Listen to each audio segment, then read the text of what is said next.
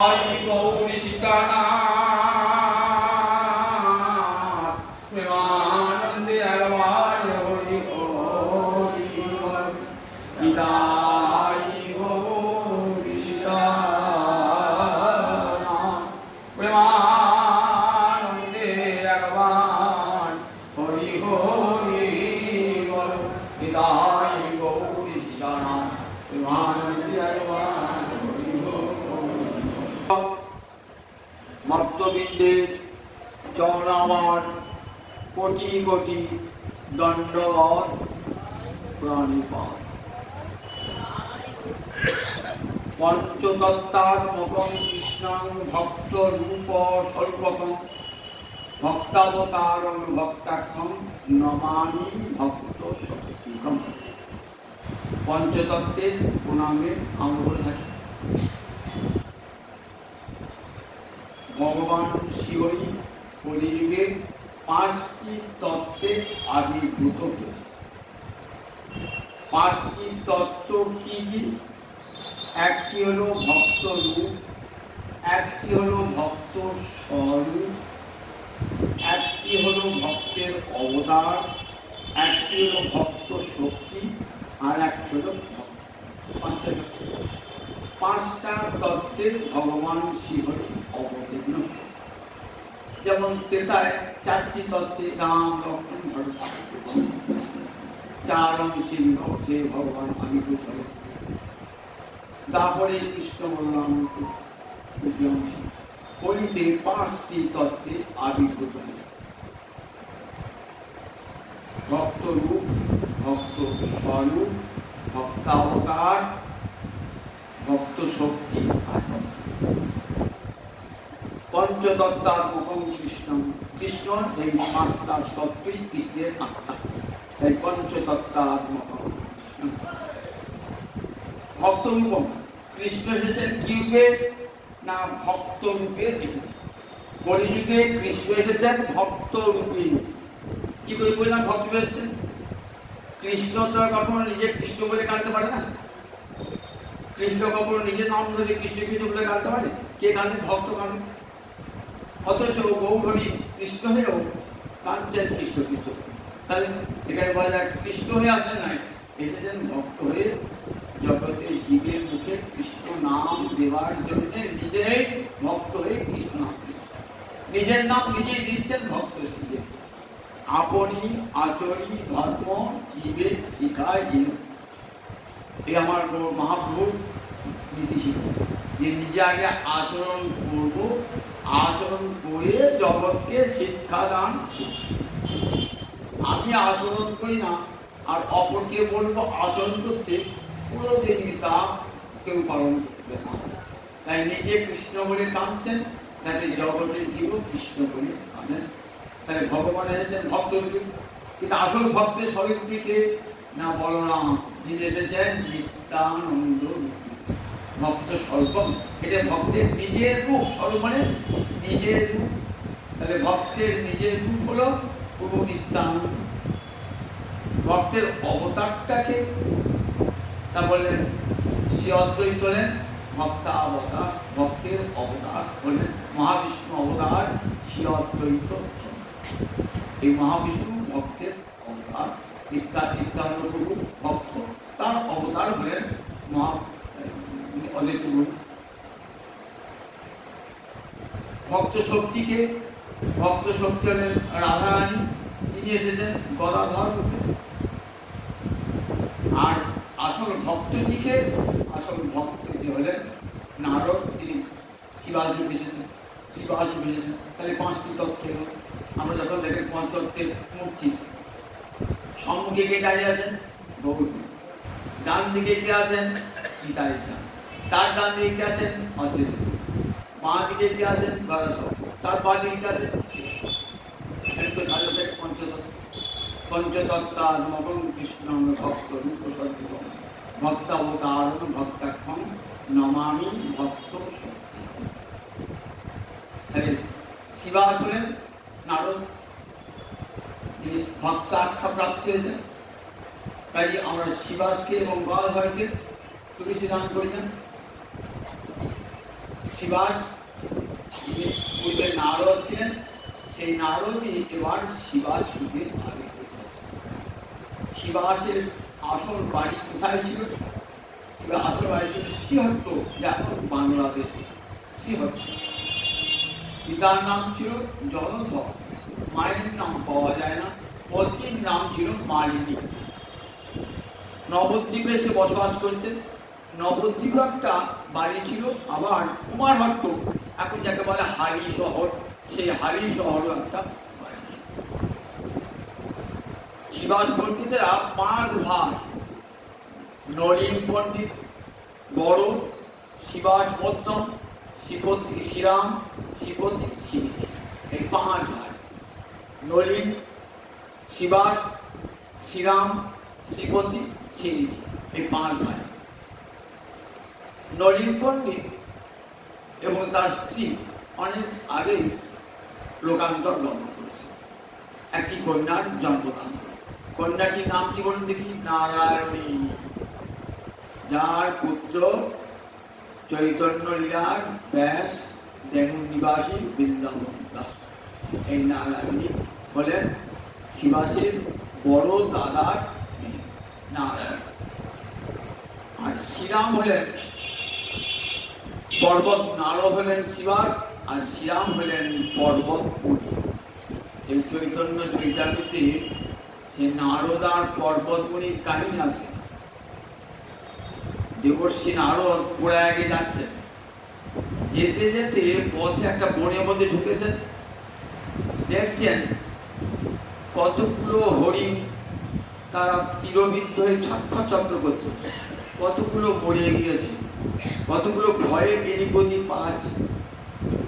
একটু এগিয়ে দেখলেন গাছের আড়ালে একটা ব্যাগ, যে ধনুকে যোজনা করে দাঁড়িয়ে আছে।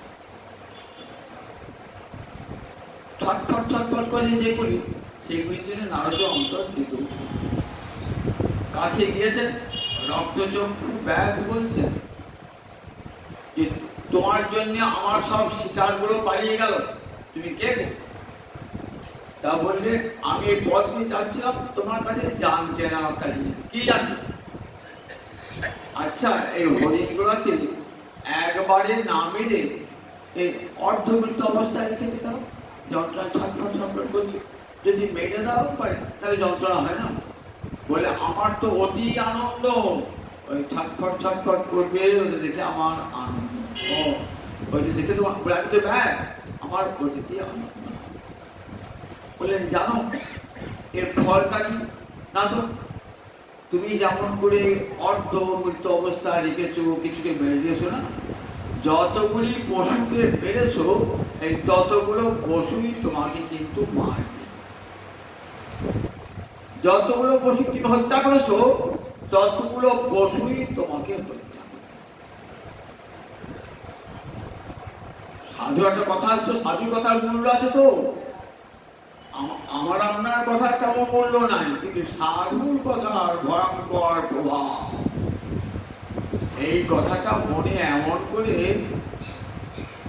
প্রতিক্রিয়া সৃষ্টি করলো, এই পশুগুলো আবার আমাকে হত্যা করবে? বলে হ্যাঁ, তুমি পশু হবে আর ওরা ব্যাগ হতে পারো। অনেক পশু হত্যা করিস তো, তবে অনেকবার জন্মগ্রহণ করবে আর অনেকবার। বাবা, আমি তো হাজার হাজার লক্ষ লক্ষ প্রাণী বধ করেছি, তাহলে বলতে লক্ষ লক্ষ বার তোমার জন্ম হবে আর প্রকৃত হবে। তাহলে এখন উপায় কি? বলে উপায় একটা আছে, যদি তুমি এই নরক যন্ত্রণা থেকে মুক্তি পেতে চাও আমার কথা শুনবে? হ্যাঁ সাধু বাবা, কথা শুনবে। তাহলে এক কাজ করো, দেখো ওই তীর্থটা নদীতে ভাসিয়েছে, নদীর জলে, তাহলে খাবো কি? বলে সে দায়টা আমার বসে দাও, আমার বসে দাও,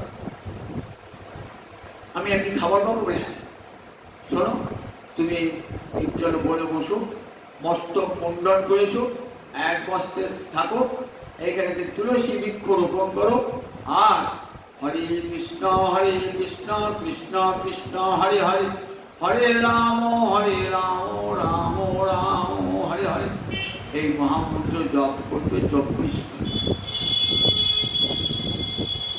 কি হবে বলেন, তোমার আহার আদি ব্যবস্থা আপনার কিছু সাধু বাক্যে সুদৃঢ় বিশ্বাস হতো, ভক্ত বাক্যে বিশ্বাস, ব্যাগ নিষ্ঠুর হোক কিন্তু সাধু কথায় সে তার অন্তরটা প্রভাবিত হয়েছে। সে কি করলো, তীর্থটা ভেঙে জলে ভাসিয়ে দিল, তীর্থটা জলে ভাসিয়ে দিয়ে গাছতলায় বসলো, কৃষ্ণ নাম করছে। নারদ তাকে মন্ত্র দিয়ে চলে গেল। কিছুদিন বার আসছে, দেখছেন গুরুর কৃপায় আমার আহারের অভাব নাই, প্রতিদিন ব্যাগ বৈষ্ণব হয়েছে, এই বলে বহুজন বহু খাদ্যদ্রব্য নিয়ে আসছে, যা নিজে খেয়ে শেষ করতে পারছে না, আরো 5 জনকে বিদিত। এত আহার আসছে, নিজে তো সব খেতেই পারছে না, উপরন্ত আরো অন্যজনকে বিলিয়ে দিচ্ছে। মনে ভাবছেন হরিনামের এত অনেক দিন বাদ আবার আসছেন নারদ তার বন্ধু পর্বতমণিকে সঙ্গে। দেখছেন দূর থেকে দেখছেন ওই ব্যাগ আর ব্যাগ নাই, সে পরম কৃষ্ণ হয়েছে, গলায় কর্তি ধারণ করেছে, তিলক ধারণ করেছে, জপ করতে করতে সে আসছে। আর বহির পাশে রাস্তায় দুটো ছাত্রী কুকুরকে উত্তর দমন করবার জন্য ধুলো যাচ্ছে। কেন না পথে কত পিঁপড়ে আছে, আমার পায়ের চাপে পিঁপড়েগুলোর মৃত্যু ঘটবে। একদিন দেখুন যে হরিণকে বধ করতো, এতটুকু চিন্তা করতো না, আজ একটা পায়ের চাপে পিঁপড়ে পড়ে যাবে, তার জন্য সে দুপাশের পা দিয়ে ধুলো সরসায়। নারদ বলছি পর্বতকে, জানো ও ছিল এক ব্যাগ, হরিনামের গুণে আজ কেমন হয়েছে দেখেছো? পর্বত বলছেন তোমারই গুণে, তুমি কৃপা করেছো, তো গুরু কৃপা হলে কি না। দেখো লক্ষ লক্ষ প্রাণী বধ করেছে, আজ একটা পিঁপড়েকে বধ করতো তার অন্তরে ইচ্ছা যাচ্ছে না, গুরুদেব নিয়ে গেলেন। এই দেবর্ষি নারদ, যিনি জগতের গুরু দেবর্ষি নারদ। কাকে কাকে মন্ত্র দিয়েছে বলুন দেখি? ধ্রুবকে দিয়েছে, প্রহ্লাদকে দিয়েছে 5 বছর বয়সে, প্রহ্লাদকে 5 বছর বয়সে, ধ্রুবকে মায়ের পেটে। আর 2 জন বৃদ্ধ লোককে মন্ত্র দিয়েছে, একজন ব্যাসদেব আর একজন বাল্মীকি। এই 2 জনকে মন্ত্র দিয়েছেন। ব্যাসদেব ভাগবত ফল পেলেন কার হাত থেকে? দেবর্ষি নারদের হাত থেকে। গোবিন্দ দিয়েছেন ভাগবত ফল কাকে? ব্রহ্মাকে। ব্রহ্মা তার নিজের শিষ্য এবং পুত্র নারদকে দিলেন। নারদ এসে তার শিষ্য ব্যাসদেবকে দিলেন, জগৎকে তুমি এই ভাগবত ফল শ্রবণ করাও, এই ভাগবত ফল পান করাও। আর বাল্মীকি কি আদেশ করেছিলেন? তুমি রাম কথা রচনা করো। এই নারদ জগতের গুরু। নারদের কাজটি কি না? নারদের কাজটি হলো, নারদ ভগবানের কাছে চেয়ে নিয়েছেন যে আমি বৈকুণ্ঠে থাকতে চাই না প্রভু। কেন তুই বৈকুণ্ঠে থাকবে? কেন?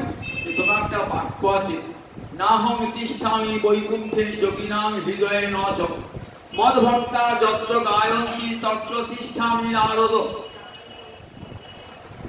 আমি বৈকুণ্ঠে থাকি না, আমি যোগীর হৃদয়ে থাকি না। যেখানে আমার ভক্ত আমার নাম কীর্তন করে আমি সেখানেই থাকি। প্রভু আমি কোনো সময় তোমার বিরহ চাই না, আমি চাই সব সময় তুমি আমার কাছে থাকো। তাই উপায়, তোমার বিনা যন্ত্রে যেন তোমার নাম গাইতে পারি। অনুক্ষণ 24 ঘন্টা নাম গাইছেন।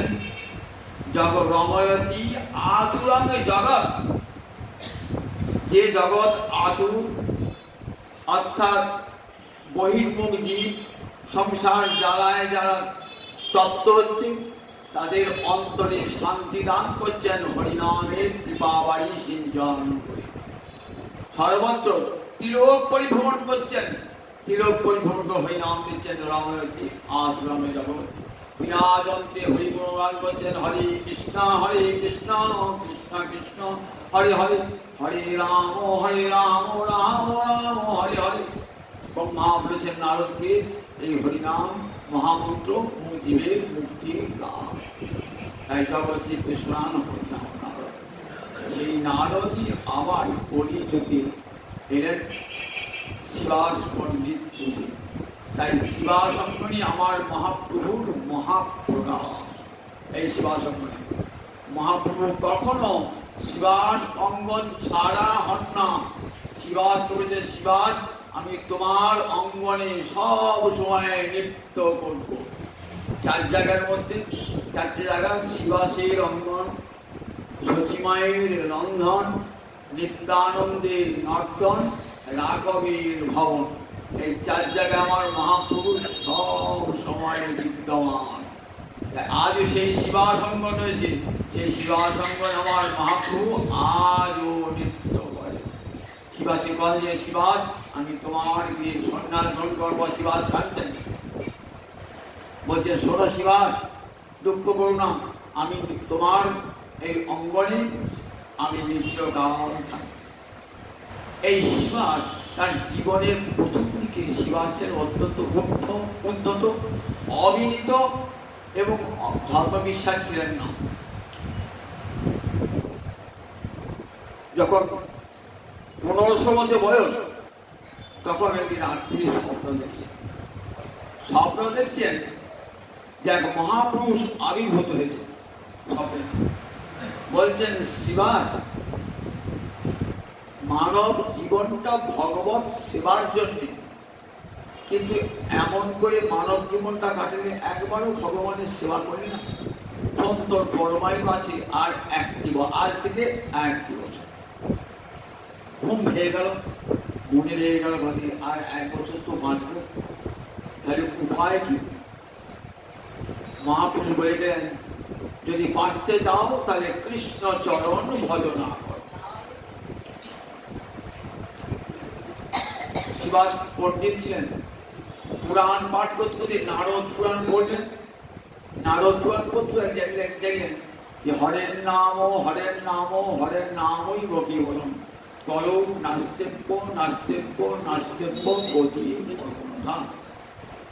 কলিতে একমাত্র হরিনাম, এই হরিনাম ছাড়া আর বাঁচবার অন্য কোনো উপায় নাই। এই হরিনামকে সংকল্প করলেন। করতে করতে প্রায় 1 বছর অতিক্রান্ত হচ্ছে। তখন নবদ্বীপের কাছে পণ্ডিত দেবানন্দ বড় পণ্ডিত, তিনি ভাগবতের ব্যাখ্যা করতেন নানান ভাবে, খুব খ্যাতি, খুব নাম, খুব যশ, কিন্তু ভক্ত ছিলেন না মোটে। শাস্ত্রে বলেছেন না যত বড় পণ্ডিত হোক যদি হরিভক্তি না থাকে তাহলে তার মুখে কখনো ভাগবত শ্রবণ করো না। তার মুখে ভাগবত শ্রবণ করলে পারমার্থিক জগতে কল্যাণ তো হয় না, উপরন্তু অমঙ্গল হয়। কেমন? সর্বশ্রেষ্ঠ যথা সর্বশ্রেষ্ঠ যথা অবৈষ্ণব মুখোদ্গীর্ণম পুতং হরিকথামৃতং শ্রবণং নৈব কর্তব্যম। অবৈষ্ণবের মুখে যদি হরিকথা শ্রবণ করো তাহলে তাতে কোনো ফল হবে না। দুধ খেলে শরীর সুস্থ হয়, নিরোগ হয়, রোগ মুক্ত হয়, কিন্তু সাপে খাওয়া দুধ যদি কেউ খায় তার মৃত্যু হয়ে যায়। ঠিক তেমনি অবৈষ্ণবের মুখে যদি হরিকথা শোনেন তাহলে পারমার্থিক জগতে সর্বনাশ নেমে আসে। দেবানন্দ তার ঠিক নিজের মনে মতো শিষ্য ছাত্রদিকে নিয়ে পাঠ করতেন, তারা কেউই ভক্ত ছিল না। তখন মনে হলো একদিন শ্রীমদ্ ভাগবত শ্রবণ করি। প্রহ্লাদের চরিত্র পাঠ হচ্ছে। প্রহ্লাদ কত দুঃখ কত বেদনা পেয়েছেন নিজের পিতার কাছ থেকে, তথাপি প্রহ্লাদ মুখে কৃষ্ণ নাম ছাড়েন না। এত দুঃখ এত কষ্ট প্রহ্লাদ কৃষ্ণ নাম ছাড়েন না। সেই প্রহ্লাদের কথা শুনতে শুনতে অজ্ঞান হয়ে পড়েছেন, অর্থাৎ মৃত্যুকাল এসে উপস্থিত হয়েছে। দেবানন্দ পণ্ডিতের ছাত্ররা ভাবছে বাবা এই উৎপাত থেকে প্রেমবিকারে লুকিয়ে পড়েছে, জ্ঞান হারা হয়ে পড়েছে। তখন তাকে চ্যাংদোলা করে তুলে নিয়ে সভার বাইরে নামিয়েছে। সেই সময় কে যেন এসে একটি চপেটাঘাত করে গালে চট দিয়ে তার জীবন ফিরিয়ে। তখন কিন্তু মহাপ্রভু আবির্ভূত হন নাই, দেবানন্দ পণ্ডিতের পাঠ শুনছেন, কারণ মহাপ্রভুর বয়সে অনেকটাই বড় ছিলেন শিবাস পণ্ডিত।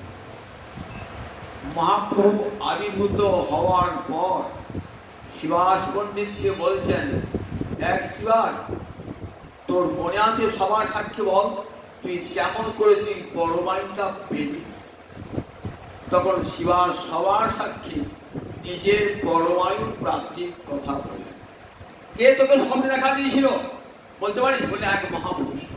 বলেন আমি সেই মহাপুরুষ স্বপ্নে তোকে দেখা দিয়েছি। দেবানন্দ পণ্ডিতের সভা থেকে যখন বাইরে তোকে ফেলে দিয়েছিল, তখন কে তোকে চপেটাঘাত করেছিল মনে আছে? এক মহাপুরুষ। বলে আমি সেই মহাপুরুষ। তখন মহাপ্রভু আবির্ভূত হন। শিবাসের আঙিনায় শিবাসেরা 4 ভাই পরম ভক্ত ছিলেন, হরিনাম করতেন। যারা 65 ছিল, তখন নবদ্বীপ, গোটা নবদ্বীপ কৃষ্ণ বহির্মুখ, এত পণ্ডিত হয়েছে, কিন্তু কোন পণ্ডিত হরিনাম করতেন না, হরিভক্তি জগৎকে শোনাতেন না। তারা ব্যাকরণ, ন্যায়শাস্ত্র এই নিয়ে চুলচেরা বিচার করতেন, কিন্তু কোথায় হরিনামের বন্দোবস্ত ছিল না। একমাত্র অদ্বৈতাচার্য ঘরে বসে বসে ভয়ে ভয়ে গীতা ভাগবত পাঠ করতেন।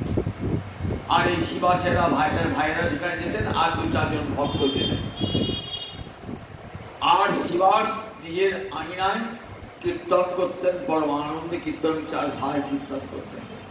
আর 2-4 জন ভক্ত আসতো, গোপনে দরজা বন্ধ করে কীর্তন করতেন।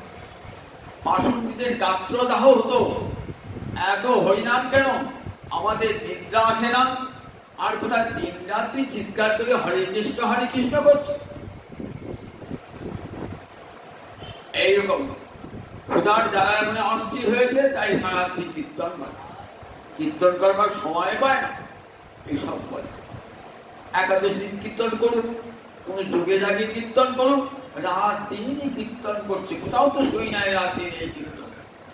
খবর দাও রাজাকে। তখন মুসলমান রাজা খবর দিয়েছেন। এইবার বলছে দাঁড়া, নৌকো করে লোক আসছে, রাজার সব লোক আসছে, সিপাহী আসছে, ধরে নিয়ে যাবে। আবার শিবাসের জন্য আমাদের অত্যাচার সহ্য করতে হবে। কেউ কেউ বলছে আমরা অত্যাচার সহ্য করব না, আমরা শিবাসকে তুলে দেবো, ধরিয়ে দেবো। এইসব শিবাসও ভয়ে কাঁপছে। এখনই কোথায় রাজার লোকের সংবাদ এসেছে, রাজার লোক আসছে নৌকো করে। মহাপ্রভু তখন আবির্ভূত হয়েছেন। তখন মহাপ্রভু বিদ্যার ঔদ্ধত্য চলেছে, মনটি ধীরে ধীরে কৃষ্ণ ভক্তি রসে ভাবিত হয়েছে। গঙ্গার তীরে বেড়াচ্ছে, দেখছেন এক পা ঝুঁকি চড়ছে, মনে পড়ে গেল বৃন্দাবন লীলার কথা। এদিকে নবদ্বীপে রটে গেছে, নৌকায় লোক আসছে, ধরে নিয়ে যাবে রাজা লোক। মহাপ্রভু যার ওপর বার্তাই দিচ্ছে না।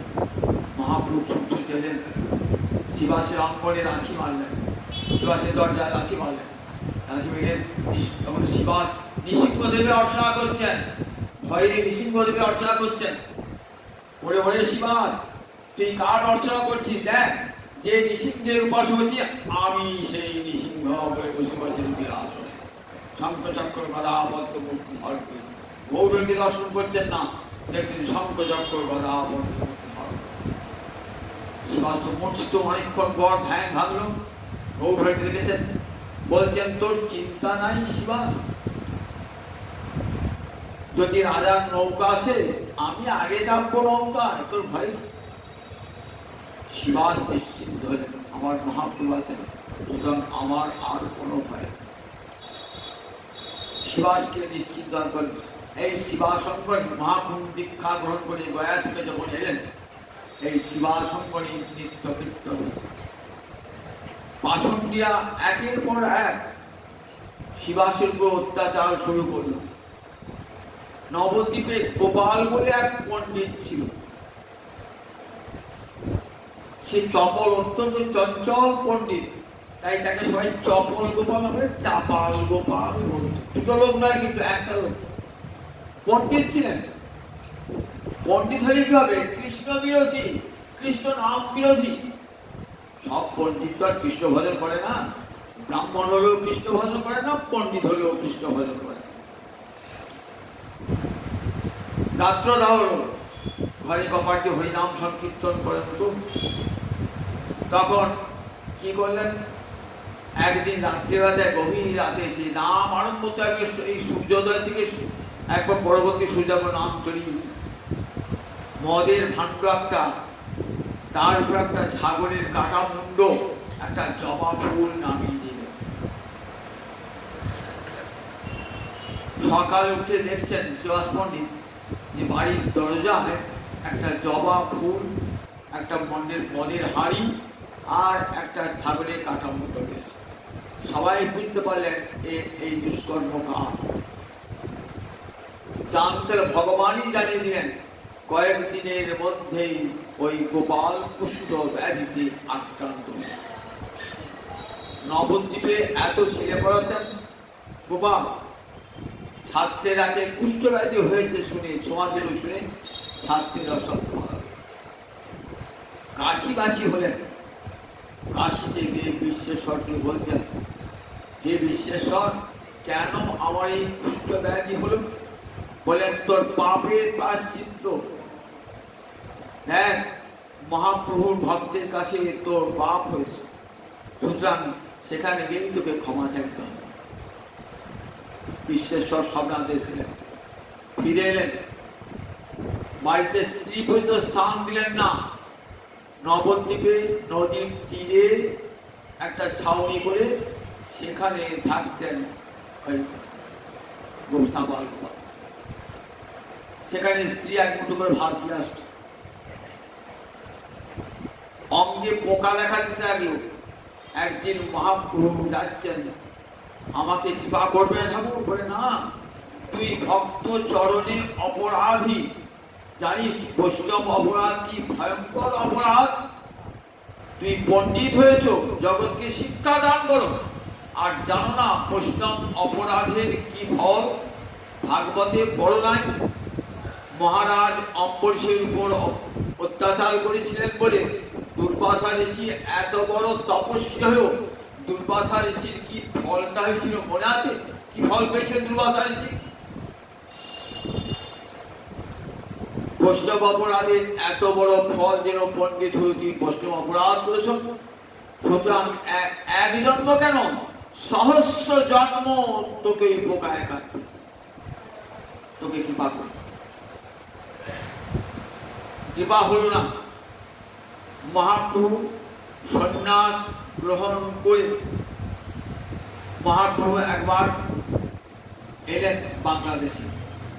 যখন বাংলাদেশে কুলিয়া বলে একটা জায়গায় এসেছেন, কুলিয়া। সেই কুলিয়ায় গিয়েছেন কে? এই দেখুন দেবানন্দ পণ্ডিত।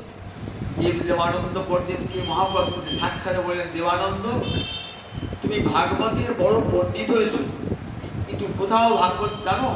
ভাগবতের ছত্রে ছত্রে কৃষ্ণ ভক্তি, প্রতিটি শ্লোকে কৃষ্ণ ভক্তি আছে। আর ভক্তের কথা শুনে আমার ভক্ত তার চিত্ত আপ্লুত হয়েছে, নয়ন জলে ভেসেছে, উপস্থিত হয়ে গেছে। তাকে তুমি অবজ্ঞা করে তোমার ছাত্রেরা বার করে দিয়ে এসছে বাড়ির বাইরে। তুমি প্রতিবাদ করো নাই। জানো বিদ্যার ফল কি? সেই সে বিদ্যার ফল জানিও নিশ্চয়, কৃষ্ণপাদ পদ্মে যদি চিত্ত বৃত্তি হয়। বৈদিক শাস্ত্রে কি বলেছে? সা বিদ্যা যা বিমুক্তয়ে, তাকেই বিদ্যা বলা হবে যে বিদ্যা বিশেষ মুক্তি নিয়ে আসবে। সেই বিদ্যা পরাবিদ্যা, যে বিদ্যা দ্বারা ভগবানকে জানা যায়। তুমি বেদ পড়েছো, কিন্তু বেদের বেদবেদ্য পুরুষকে চেনো না। সুতরাং তোমার মুখে আর ভাগবত স্ফুরণ হবে না, ভাগবতের স্ফুরণ হবে না। সত্যি কি আশ্চর্য! ভাগবত পড়েন বটে, আর ভাগবতের স্ফুরণ হয় না। কেউ নিজে পাঠ করতে পারে না।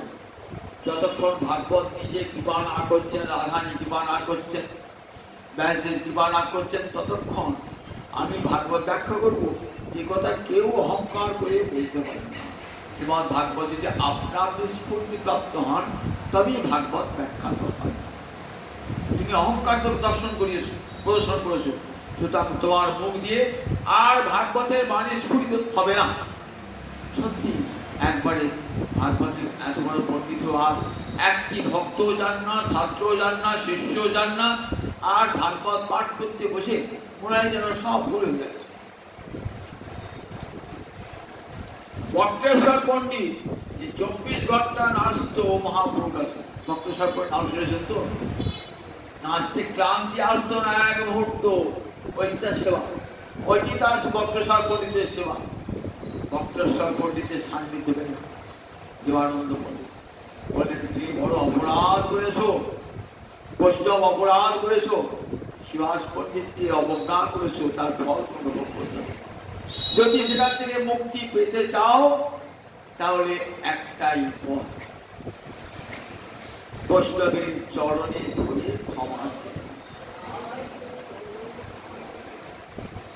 কোথায় পাবো বৈষ্ণবকে? বলে মহাপ্রভু যে কি বাবাই পুরিয়ায় এসেছেন মহাপ্রভু। পুরিয়ায় যখন মহাপ্রভু এসেছেন না, তখন গেলেন পুরিয়ায়, চাপাল গোপালও গেলেন, দেবানন্দ পণ্ডিত গেলেন। দুজনই মহাপ্রভুর চরণে পড়েছেন, ক্ষমা করো প্রভু।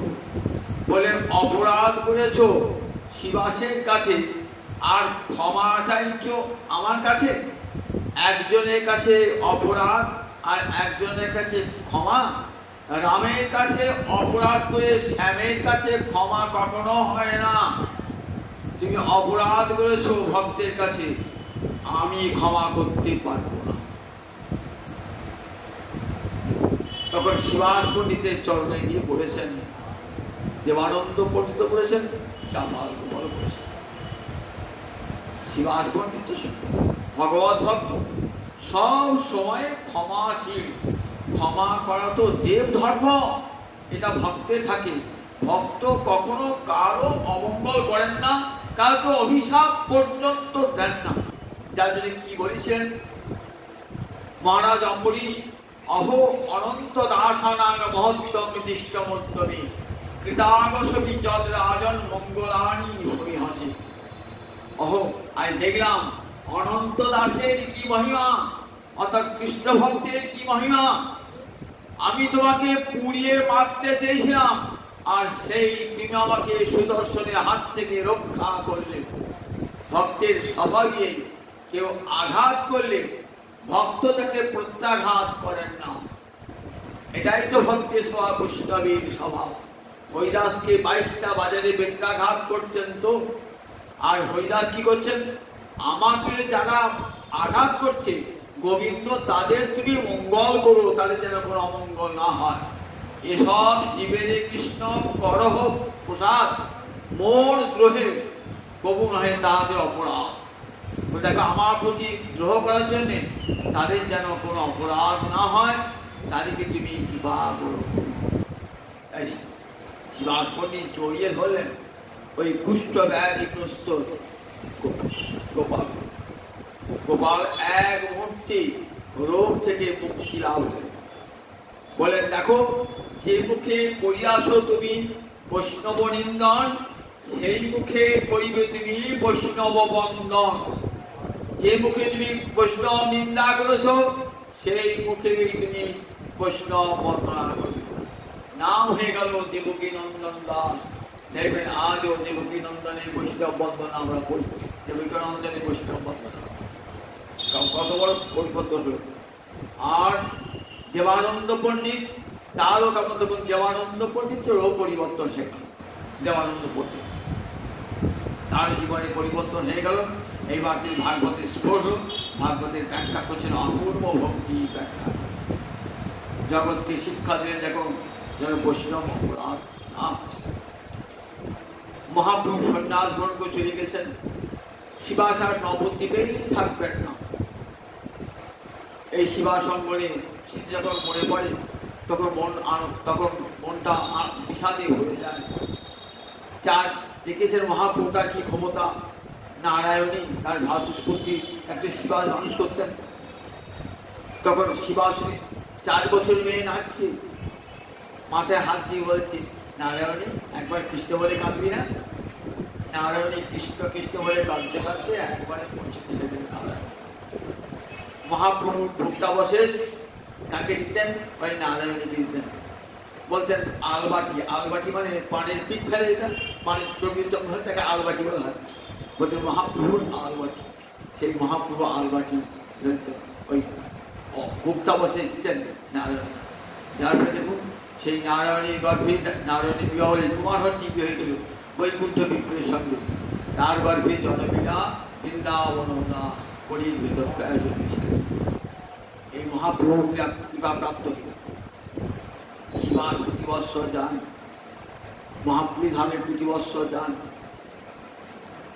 এবার মহাপুরুষ এসেছেন বাংলাদেশ, শিবাস্তর মহাদুঃখে চলে গেছেন, আর নবদ্বীপে থাকবেন না। কোথায় গেছেন? হালিশহর কুমারহট্টে গিয়েছেন। সেখানে একটা শিবাসঙ্গন আছে, শিবাস ভবন আছে, সেখানে থাকতেন। শিবাস তার নারায়ণ ভ্রাতুষ্পুত্রীকে নিয়ে থাকতেন, স্ত্রীকে নিয়ে থাকতেন। শিবাসের পত্নীর নাম ছিল মালিনী। মালিনী ছিলেন মা যশোদার কাছে ধাত্রী, গোবিন্দের ধাত্রী, নাম ছিল অম্বিকা।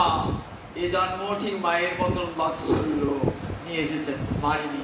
নিতাই চান তো মা বলতো, মালিনীর কোলে শুয়ে পড়তেন, মা বলে মালিনী করে শুয়ে পড়তেন, এত ভালোবাসতেন মা বলতে। নিতাই চাঁদ এসে থাকতেন কোথায়? ওই শিবাশঙ্করী থাকতেন, মালিনীর কাছে থাকতেন। একবার একটা বাটি হারিয়ে গেল, কাকেতে নিয়ে গেছেন ঘিয়ের বাটি, গোবিন্দ সেবায় লাগে। কারণ ভাবছেন শিবাস পণ্ডিত তীব্র ভৎসনা করবেন, তো মালিনী খুব বিষণ্ণ করি, মা তুই এত বিষণ্ণ করে বিষাদ করো। তবে জানিস ঘিয়ের বাটিটা নিয়ে গেছে পণ্ডিত এসে ঠ্যাক ঠ্যাক করে, ও এই তো আচ্ছা এখন আমি ঘিয়ে বাটি দিচ্ছি। কাক নিয়ে গেছে, ওহে কাক এখনই বাটি দিয়ে দাও। কাককে বলছেন, কাক কোথা থেকে উড়ে এসে বাটিটা দিয়ে চলে গেল। দেখা নিতাই চাঁদ কত অলৌকিক শক্তি। নিতাই চাঁদ বিবাহের পরও এই শিবাশঙ্করী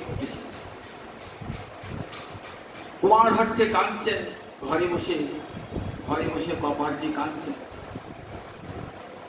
আমার ঠাকুর, আমার অঙ্গনে নৃত্য করা ঠাকুর, অদ্বৈত গুরু আনা ঠাকুর বহু ঘরে চলে গেল, নবদ্বীপ আধার করে ঠাকুর কি করে নবদ্বীপে আর দেখতে পাবো না, এগুলো কাঁদছেন নয়ন জলে মুখ ভাসে। মহাপ্রভু এসেছেন পানিহাটি, পানিহাটি থেকে এসেছেন একবারে কুমার, এই কুমারহট্ট মহাপ্রভুর গুরুবাড়ি। ধ্যান করতে বসেছেন, মহাপ্রভু ধ্যান করছেন।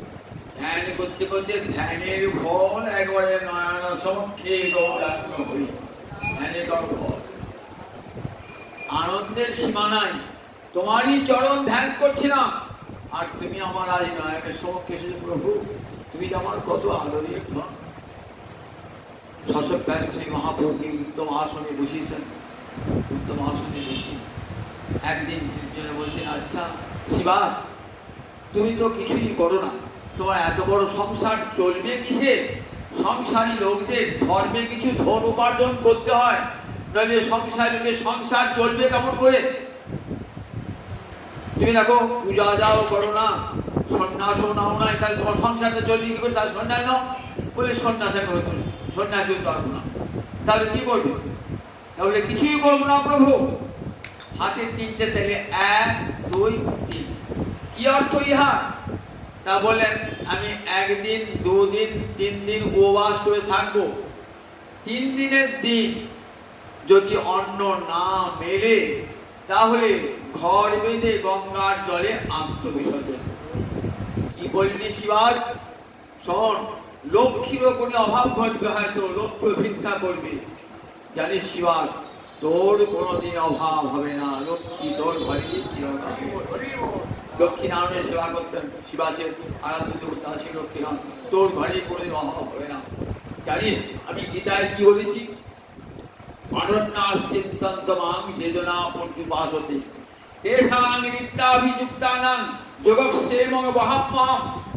গীতায় ভগবান অর্জুনকে বলছেন, যারা অনন্য মনে আমার চিন্তা করে সব সমান, পর্যবসতে মানে কায় মনোবাক্যে আমাকে যারা ভজনা করে, নিত্য অভিযুক্ত সব সময় 24টি ঘন্টা, তাদের যোগ এবং ক্ষেম আমি বহন করি। যোগ মানে অপ্রাপ্ত বস্তুর প্রাপ্তি, ক্ষেম মানে প্রাপ্ত বস্তুর রক্ষণ। অর্থাৎ এক কথায় ভক্তের সব কিছু গ্রাসাচ্ছাদনের সমস্ত ব্যবস্থা আমি করে থাকি। আমরা ভক্ত মানে অর্জুন বিশ্বের কথা শুনেছেন তো? আর একটি কাহিনী আছে, আমরা দেখতে পাই জগন্নাথের ভক্তি। এই ভক্তের নাম ছিল গীতা পণ্ডা। সারা সমগ্র গীতাটা তার সব সময় পড়া, তার কথায় লেখা গীতা, দিন রাত্রি গীতা পড়তেন। গীতা প্রতিদিন আর বহু লোক শুনত। সংসারে এত অভাব, স্ত্রী, এক পুত্র, 2 কন্যা, সংসার চলে না। আবার দুর্ভিক্ষ দেখা দিয়েছে, কিন্তু খেয়াল নাই, গীতা পাঠ করে যান আর নয়ন জলে ভাসেন। কখনো গীতা পাঠ করতে করতে নৃত্য করে। দুর্ভিক্ষ রেখেছে, স্ত্রী বলছেন, দেখো ঘরে তুমি না খাও, তোমার ছেলে মেয়ে এরা না খেয়ে থাকবে কেমন করে? চিন্তা হয় না? কি করতেন? গীতা পাঠ করবে, যেটুকু সময় থাকতো ভিক্ষা করতে পারতেন। ভিক্ষায় কোনি চাল মিলত, কোনি মিলত না, যার মিলত গোবিন্দ সেবা লাগিয়ে দিয়ে ভোজন করতেন। দুর্ভিক্ষ, ভিক্ষাও বেড়ে না। রাজার মতো লোকেরই অবস্থা, দারিদ্র এসে উপস্থিত। তাহলে একদিন দরিদ্র কি অবস্থা বুঝুন একবার। তখন বলছেন, দেখো, নিজের স্ত্রীকে বলছেন, দেখো গীতা বাক্যে বিস্তার করে দেখো, ভগবান বলেছে অনন্যাস চিন্তন তোমার যোজনা পর্যবাস। ভগবান বুঝিয়ে দেবেন। বইটা কি তার কথা, বইটা নিয়ে কি করছেন, সেখানে নখের আঁচড়ে চিড়ে দিলেন, 3 বার চিড়ে দিলেন। কি করলেন? কি করি তুই? চেয়ে উঠলেন, খুব অন্তর দুঃখ, ঘরে কপাটি সেই যে ঢুকে আর করলাম। অনেকক্ষণ পর দেখছেন জগন্নাথ বিগ্রহ থেকে গোপাল মূর্তি বেরিয়েছেন, নানাবিধ খাদ্য দ্রব্য নিয়ে এসে বসেছেন, গোপাল ঠক ঠক করছেন। স্ত্রী জেগে আছেন, বেরিয়ে এলেন, দেখছেন একটা সুন্দর ফুটফুটে ছেলে এসেছে, এসে প্রচুর খাদ্য দ্রব্য নিয়েছে ঝালি করে। বলছে, নাও তো এগুলো, নাও। দিয়েছে, নিয়ে যাচ্ছেন, দেখছেন ছেলের দিকে তাকিয়ে তাকিয়ে দেখছেন, সব খাদ্য দ্রব্য একটা একটা করে নিয়ে গিয়ে ঘরে পড়ছে। শেষ আর হচ্ছে না, শেষ আর হচ্ছে না। শেষে বলছেন, শোনো, তুমি তো চলে যাচ্ছ, আমি যে আমার কাজ আছে, দেখো তুমি কোথেকে পেলে? তারপরে জগন্নাথ মন্দিরের পাশে জানো তো আমার পণ্ডিত একটা বন্ধু আছে, খুব বড় লোক, সে বড় পাঠিয়ে দিল এই পণ্ডিতের জন্য। আমি বয়ে নিয়ে এলাম, বয়ে নিয়ে এসছেন তো, তা তুমি খেয়ে যাও, এত পরিশ্রম হয়েছে। বললে, খেতে পারবো না, এই জীব চেরা, জীব আমরা চেরা, জীব চেরা তো রক্ত বার হচ্ছে, খেতে পারবো না। চলে গেলেন। স্বামী ঘটাচ্ছেন, স্বামীকে উঠিয়ে বলছেন, শোনো শোনো, দেখো দেখো একটু ফুটফুটে ছেলে কত খাদ্যদ্রব্য দিয়ে দেখো। ঘরে দেখছেন, বাপরে বাপ, রাশি রাশি খাদ্য তখন কে দিয়ে গেল, এত সুন্দর ছেলে জানো। আমার বললাম, খেয়ে যাও। বলে, না, আমার জীবটা আছে না। বলে, হ্যাঁ, জীবটা না, দেখো তুমি এক কাণ্ড করেছো। ওই যে গীতা তো ভগবানের বাণী, জিহ্বাদি বাণী বার হয়, সেই জিহ্বা ছিঁড়ে দিয়েছো তুমি, জিহ্বায় মুখে রাখো। ভোজন করি যখন যাচ্ছেন জগন্নাথের দর্শন করতে, নয়ন জলে ভাসতে দেখছেন জগন্নাথের অধরের উপর এই 3টে দাগ, চেরা দাগ 3টে, জগন্নাথের ঠোঁটের কাছে 3টে চেরা দাগ। নয়ন জলে ভাসছেন, স্ত্রীও ভাবছেন, ছি ছি, আমি কি অপরাধ করেছি। গীতা দিয়ে ভগবানের শরীর, গীতা বাক্যে আঁচড় কাটলে ভগবানের অঙ্গে আঁচড় কাটা। তাই শিবাস, তোর কোনোদিন অভাব হবে না, জানিস, আমার ভক্তির কোনোদিন অন্নাভাব হয় না। শিবাসকে বলছেন, যখন ফিরে আসছেন, শিবাসকে বলছেন, শিবাস আমার মায়ের কাছে থেকো, আমার মাকে সান্ত্বনা দিও, জানো মাকে বলো, মা যখন রান্না করে এখন খাবার দেন, আমি গিয়ে ফিরে আসি।